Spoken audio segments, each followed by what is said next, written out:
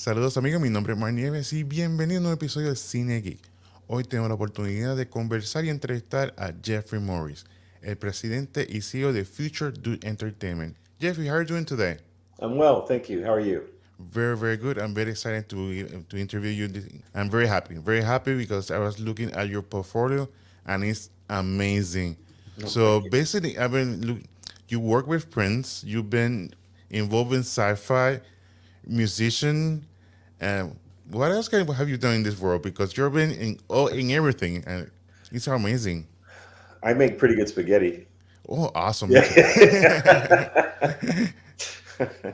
That's No, really but good. writing, directing, design. Those are my focal points. And everything. Back in the day, I used to do a little choreography work. That's the stuff I did with Prince. That was ways back. So today it's been running my business and developing cool sci-fi stories. So that's what it's about. Yeah. That's very good, very good. Yeah. And also, what I did like about Feature Dude is that since it involves everyone, especially the minority community, which is very lately we've been seeing more of it as part of mainstream, but usually it wasn't like that. And also, I've seen like in Puerto Rico, we have Angel Manuel Soto, which is currently the director for Blue Beetle, and he's working on the next Transformer movies. And we're very proud of it because we see ourselves representation on the Mm-hmm. big screen or any Mm-hmm. screen. And Mm-hmm. I think through your job, I saw the teaser for the Oceanus Act Mm-hmm. One, which is going to be on Dust on April 18th. So can you tell me more about this project and how you get the people involved? Because it looks amazing, looks really great, and especially now with your brand with Dust, it's going to be something new. So what can Yeah. you talk about it? So specifically Oceanus or just everything? Yes, everything. Oceanus Everything. because it Everything. looks really, really good. And Yeah.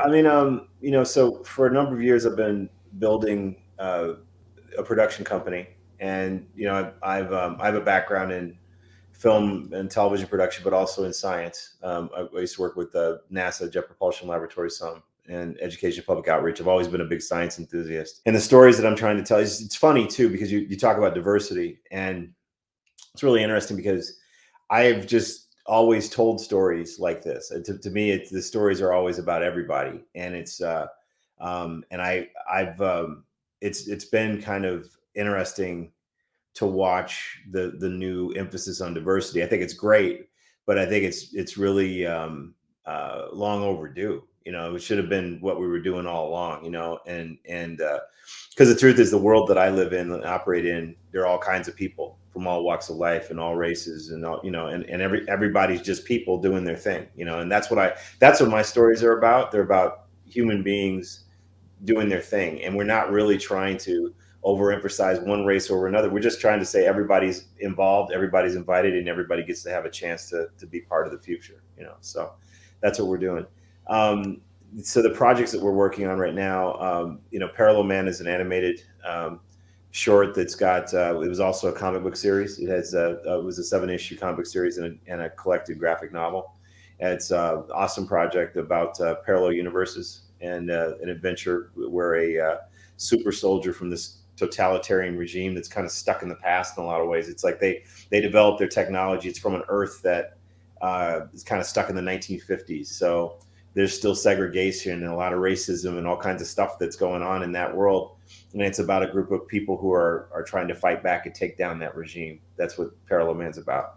And the animation is just a snapshot of that world, and we want to develop that into a television series. That's the goal, animated. And then Oceanus is destined to become a big feature film. So the short was really more of a proof of concept of what I'd like to do with that. And it's about an underwater city in the mid 21st century, and it's about this group of explorers. There's a woman who's a marine biologist who's learned how to talk to whales, and they're out doing a mission to test her whale communication pod when a disaster strikes that's on a scale of something similar to what happened to the dinosaurs.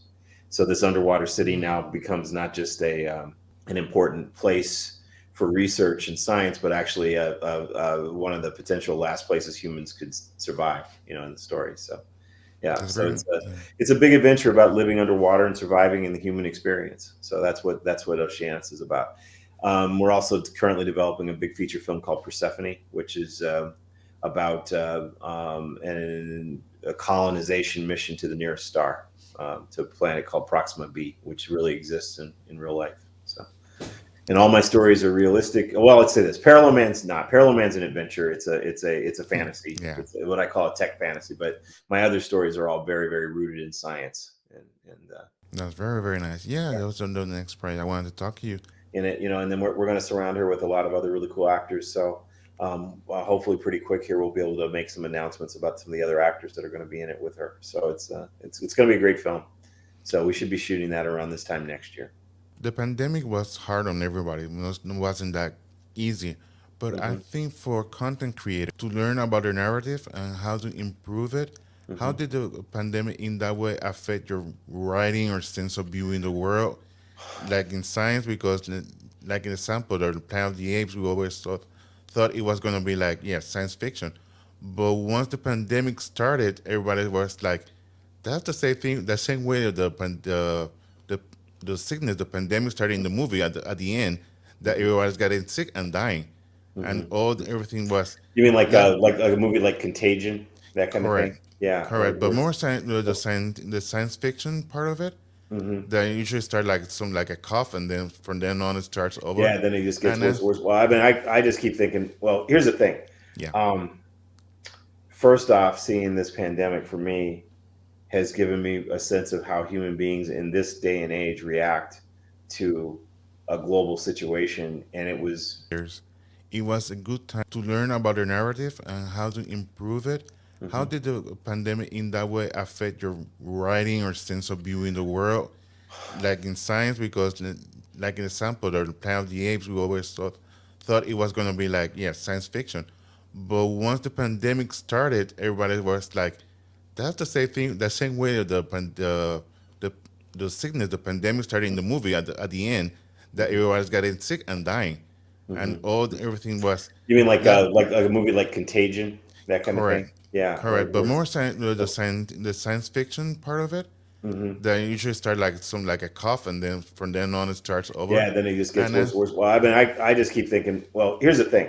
yeah, Um, First off, seeing this pandemic for me has given me a sense of how human beings in this day and age react to a global situation. And it was, and to learn about the narrative and how to improve it. How mhm. did the pandemic in that way affect your writing or sense of viewing the world? Like in science, because like an example, the Planet of the Apes, we always thought it was gonna be like, yeah, science fiction. But once the pandemic started, everybody was like, that's the same way that the the sickness, the pandemic started in the movie at the end, that Mhm. everybody's getting sick and dying, and Mhm. everything was You mean not like a movie like Contagion, that kind of thing? correct, Yeah. correct, but more Or the science fiction part of it. mhm. Then usually start like some like a cough, and then from then on it starts over, Yeah, then it just gets and then worse and worse. Well, I mean, I just keep thinking, well, here's the thing. yeah, Um, First off, seeing this pandemic for me has given me a sense of how human beings in this day and age react to a global situation. And it was, I mean, honestly, for me personally, it was pretty disappointing. The people who are unwilling to wear a mask, unwilling to get vaccinated, unwilling. What I say from like a science fiction standpoint is like, hmm wow, like you usually see these movies and then people either pull together or they there's a different kind of reaction, and so this was almost like a sociology study to see how people reacted to this. And I think from a science fiction standpoint, I've found it very interesting, and it makes me, I keep running scenarios in my head of what if this was worse. What if this was it was bad enough and it's killed so many people, right? But could you imagine if it was worse, like in terms of what, and if we acted the way we did, we'd have a real problem. We really would. It would be like a movie, right? It would truly like a movie where you'd be losing huge portions of the human population. So it's been fascinating to watch. It's also been interesting to watch how isolation has hit people. And from parents and children and to schools and businesses and just the economy and all. I mean, it's as somebody who's into futurism. as a futurist, it's been really interesting to watch all this play out. For me personally, I was very productive during this time period because I could just write. It's almost like it's like I think I wrote 4 screenplays during the first year and a half of Wow. it, right? Because it was because I just had the time because we weren't going anywhere, we weren't doing anything else. So it really gave me time to focus on my art and creativity, and it also it helped. I had already been working with teams, like for example, Parallel Man, which I'm sure you've seen some of. Yeah. Parallel Man was I did that entire project remotely. We were shooting Oceanus at the same time simultaneously. So I did all the prep work, then I started doing Oceanus, and then I did that entire project, working with teams via conference calls and online and all that sort of things. We made that whole project that way, and so we were already prepared as a team for the idea of taking our business into the virtual space. So that's been really good it's worked out for us, and everything. So it's been good, but I don't know, the pandemic's just been very interesting, and it's also helped me to figure out how I would tell stories about people reacting to big global disasters and circumstances. So I hope Yeah. I answered your question. Yeah, Thank yeah, you did. You did you. Yeah. because I think the pandemic was tough, like you said, on social level. I have a 13-year daughter, well, 14 now, and they grew on this. We didn't grow on this. We were from another generation where we could ride our bikes freely. We had space. We could. Now these kids don't have that, and I think also content creators are able to engage on their magic, on their stuff, and produce and create their visions.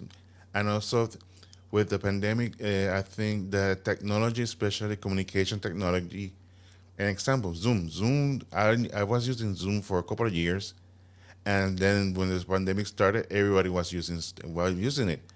And I think that this Yes. process has been very, very. I know that many people have died, and the way you're saying that, how come people are fighting over if they can use the mask or not, use it? But I think that people are over and over. They realize the importance Well, of it. Yeah. it's interesting. So let's talk sci-fi for a minute. Mm-hmm. When you talk about the pandemic, I don't know if you've ever read the book 1984. Um, Mm. or some of those books like 1984, Animal Farm, these different stories, Brave New World, um, even the Time Machine, some of the aspects of that story. I mean, I feel like we were seeing bits and pieces of all those stories playing out over the last few years. Not necessarily playing out on the scale or in the way that they Mm-hmm. do in these sci-fi books, but bits and pieces like the misinformation and people being lied Yeah. to in mass and believing it, and then having it affect how they do things, right, and how they behave. I mean, who would have ever thought that something as simple as wearing a mask could be politicized like it was, right? I mean, Mm-hmm. that's a heck of an analysis of human beings and human behavior, And so I think that a lot of authors who were talking about the future, they would find this fascinating to see, So this what can you imagine writing a sci-fi Yeah. novel saying in the future there's going to be this virus and a pandemic and people will have to stay in their homes and then they'll use this technology to talk to each other over these screens and then kids will be in school on these screens and then people will but then there'll be some people that'll work to make a vaccine and then some folks won't take the vaccine because they will have been told the vaccine it sounds like a sci-fi Yeah. story in a Yeah. way, right? So it's very interesting. So yeah, Mm. I've been very, very frustrated watching the last people's behaviors and how this whole thing's worked out over the last couple of years because I think a Mm-hmm. lot of this did not have to get as bad as it did. I think that if people had been able to pull together, not have it be politicized, all this stuff, I think it could have gone so much better.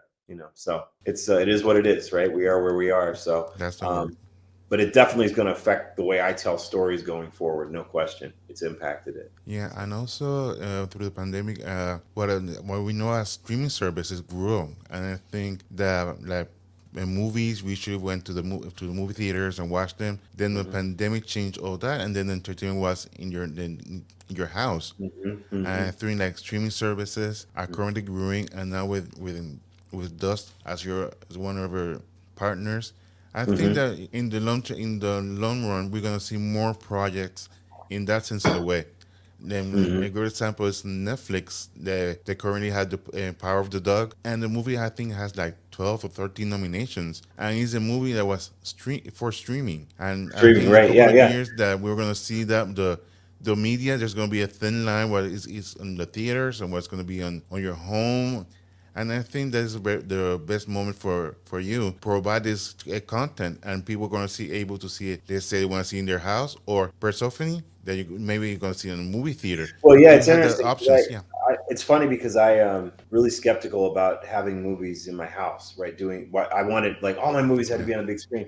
But I think the pandemic changed that for me some. Like I was kind of like, well, I'm not going to theater. I'm not gonna sit there.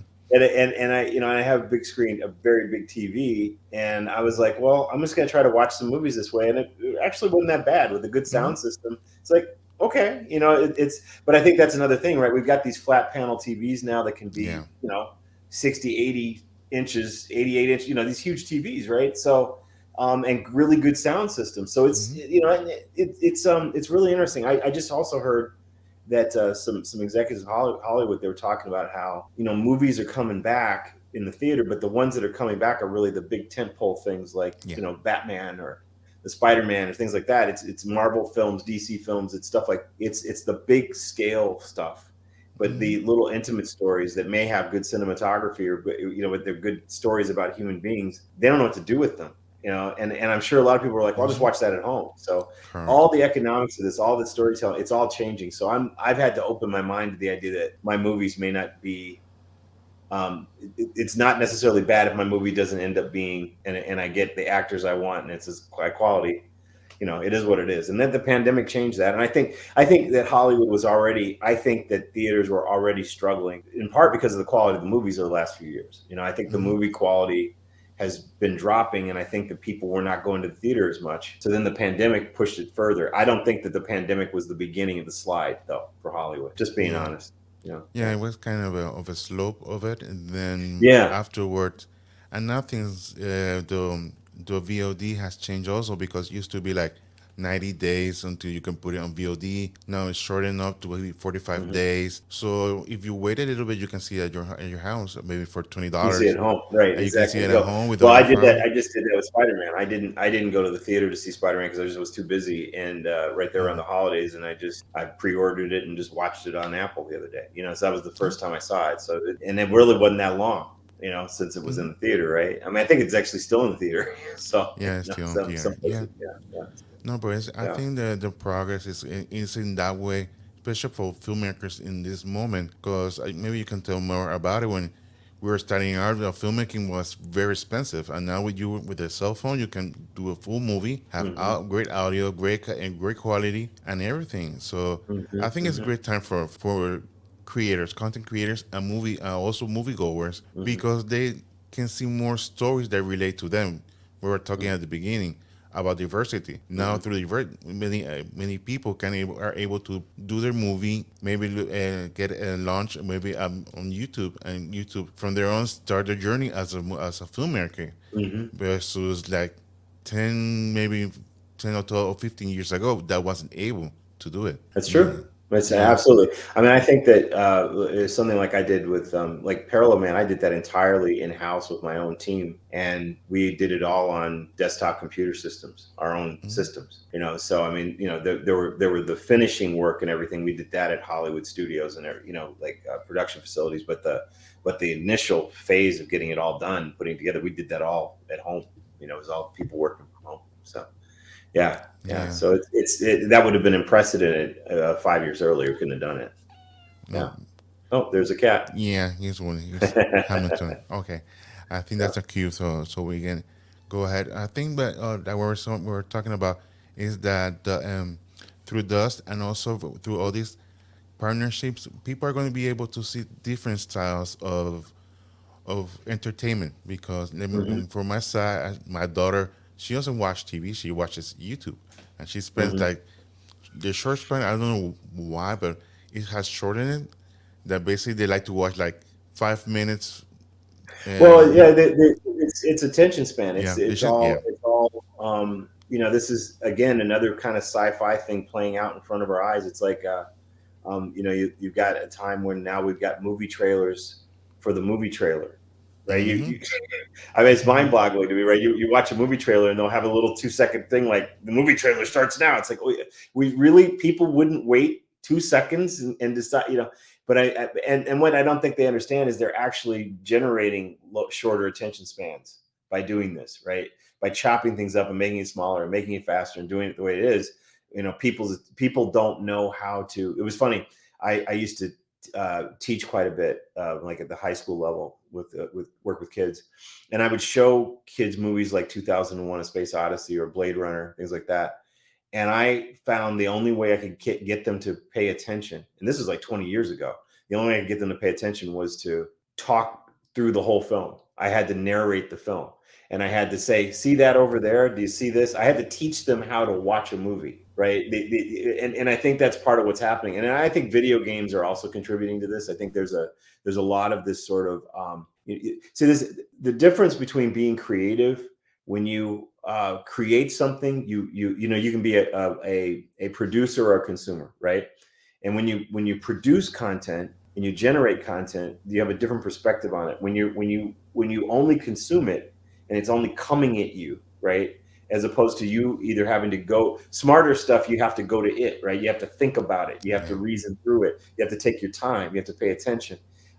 When something's just this high speed, fast thing that's just barraging you, it's coming at you. And I think what happens is our minds begin to expect that, right? I mean, that's the thing when you look at TikTok or you look at some of the reels on like Facebook or things like that. It's just here's 10 seconds of something, and then go on to the next 10 seconds of something, and it's a completely different thing than the previous thing. Then you go on to the next 10, right? Well, what does that do to your brain over time, right? It changes how we process information and how we see it. And there are some who say, wow, this generation, it's amazing. They can multitask and they can do. I've seen studies that actually, when you really break it down, no one truly multitasks. It's more like we put our attention on something for a second, then we put our attention on something else for that's all I'm saying.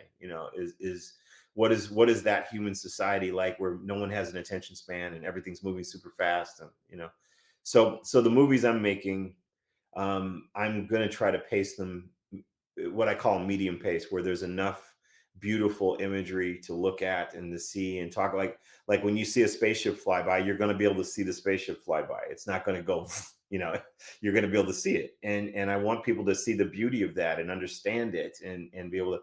And I'm not talking about making it boring, and I'm not talking about making it super slow like 2001 or something, but I do think that there's room for more art and more space and more breadth in today's movies and TV shows. I think it's important. With people, yeah, the span the span is shorter, but I think people are looking for entertainment, and right now since there's too much content, but I think during time, because it's something new, I think we're gonna see difference in a couple of years, a difference between what people want and how they want it delivered. And I think that as content creators and filmmakers, we have to notice everything that's going around, see the tendencies we're going to happen in the Yes. Oh, future. absolutely. No question. Yeah, No so question. because as Yeah. we were talking, as the base ground for this is the pandemic.